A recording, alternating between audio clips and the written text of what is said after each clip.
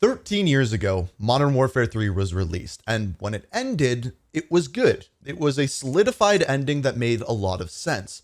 But recently, I was sent a video on Twitter, and it was a video by someone by the name of Watchful Wolf. Their video will be linked down in the description. And in it, there is an alternate ending for Modern Warfare 3, yeah, the game that came out 13 years ago that no one found until now. A modder went into the game files, found this alternate ending, and let me tell you, it changes everything. It is wild how much this changed. And also linked down in the description will be a video on my second channel where I watched this for the first time on stream and was absolutely struck. Like, I did not expect this whatsoever. This ending explains what goes on at the end. It makes more sense than the original ending, and it also sets up a next game, potentially either Call of Duty Ghosts or even Modern Warfare 4, which, as we know, never really happened.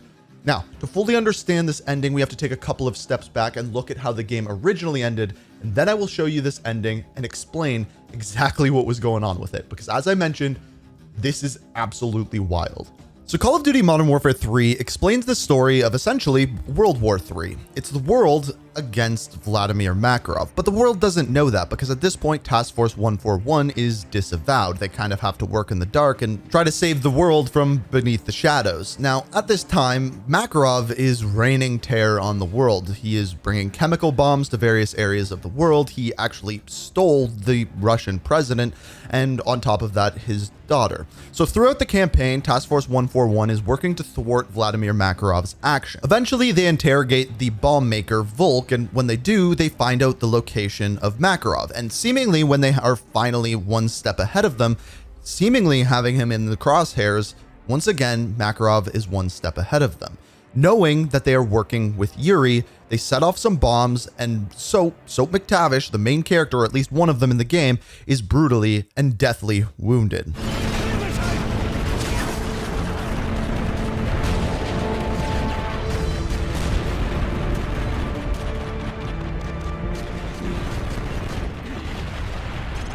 Soap! Not now, Soap. Just rest. Get a medic! Come on, stay with me, son. Price. No.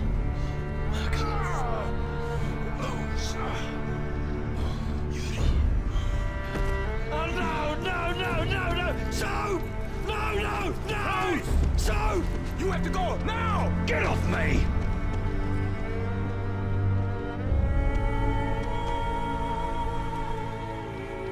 I'm sorry.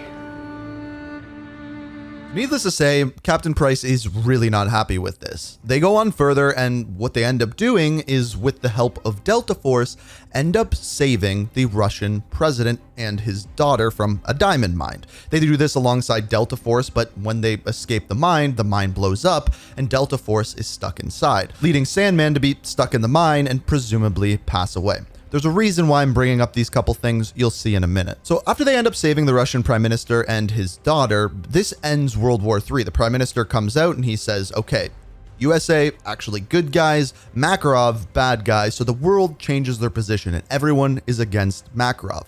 And now that Task Force 141 is not disavowed, they can now work in the light as opposed to working in the shadows.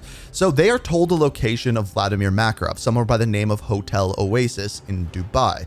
They work their way through the building using juggernaut suits, eventually making their way to the roof. This is where they end up meeting Makarov and having their final standoff. At this point, when everything seems lost for Captain Price, Yuri ends up coming to his rescue. However, Yuri ends up getting shot a few times by Makarov. Things are not looking good. But in the final fight between Makarov and Captain Price, this is of course what happens.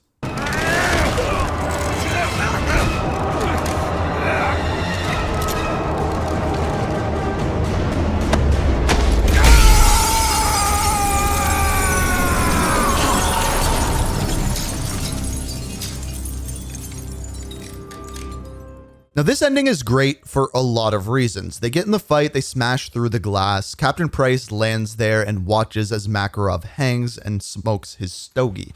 However, what you may not know is Makarov actually walked in on his father hanging, and that is one of the reasons why he turned so evil. He blamed the world because the Soviet Union's fall was the reason his father hung himself. So cool little ending, and then we get the credit scene, and afterwards we get one final little picture. This picture is of Soap McTavish, Captain Price, Sandman, and Ghost. Essentially all of the main characters within Modern Warfare 3. Well, this picture is going to make a whole lot more sense in a second when I show you the deleted ending. So this was supposed to be a post-credit scene at the end of Modern Warfare 3. After Makarov was already hanging there, the credits would roll, and then this would happen.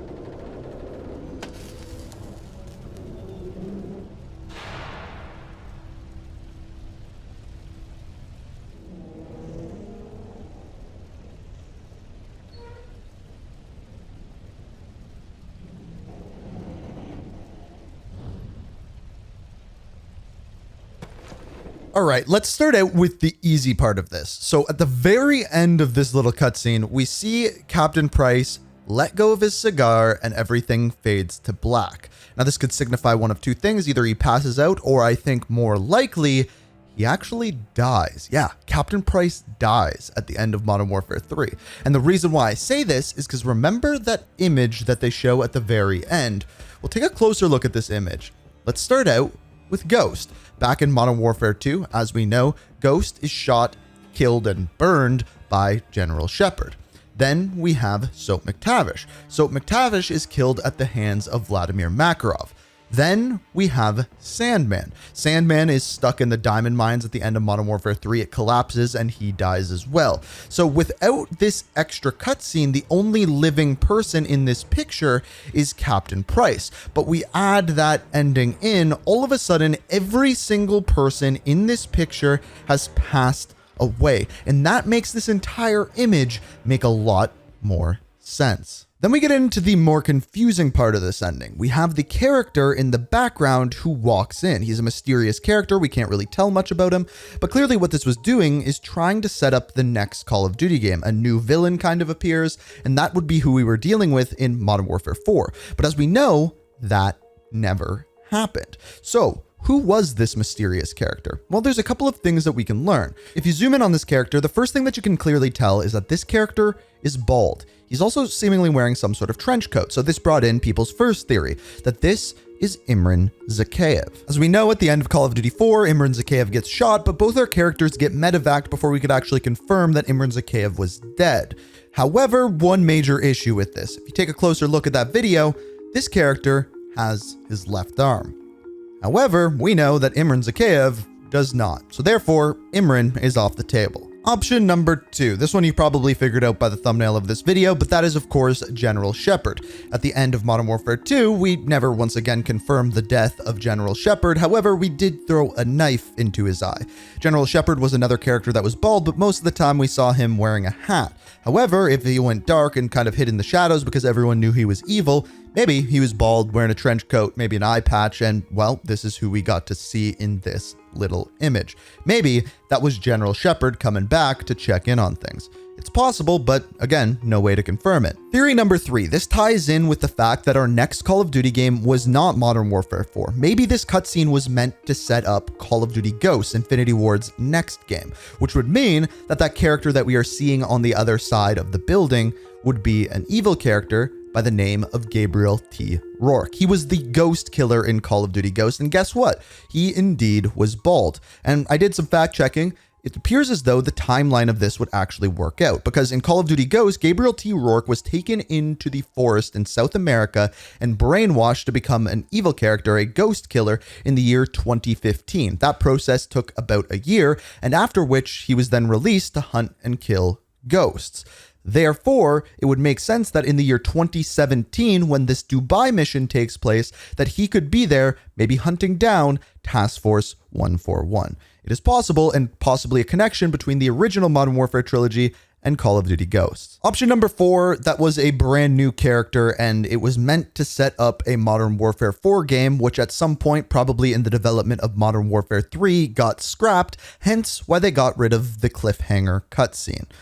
Technically, all except the first option are absolutely possible, and I would love to hear down in the comments not only what you think of this cutscene, but who do you think that mystery character actually is. So 13 years later, that is the ending that has been hidden for us all of these years. I'm very curious what you guys think about it, but as always, if you like these type of story videos, make sure you hit that like button. It shows me to make more like this one. If you like these type of story videos, be sure to subscribe. And if you want to see my original reaction to this ending cutscene, click on that video now. It'll take you over to my second channel. But as always, thank you so much for watching. I hope you enjoyed. And until next time, peace. We are reaching for the stars, but we're making